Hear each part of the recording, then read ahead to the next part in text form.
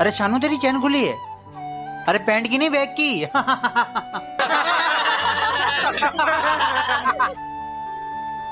Sit down. Shanu, ये लिखने के बाद तुम लाइन क्यों नहीं मारते हो? सर क्या लाइन मारना जरूरी है? हाँ भाई, बहुत जरूरी है। ठीक है सर, तो आज से मारूंगा लाइन। शानू, मैं 2 दिन से स्कूल नहीं आई थी। क्या मुझे वर्क कंप्लीट करने के लिए आपकी कॉपी मिल सकती है? दे दे। स्कूल में मोहब्बत की शुरुआत यहीं से होती है। और कॉपी के पीछे आई लव यू लिख देना। आई लव यू सो मच। जन्नत सी होगी जिंदगी अगर तुम्हारा साथ मिले। ये लीजिए। Thank you. ये रही आपकी कॉपी।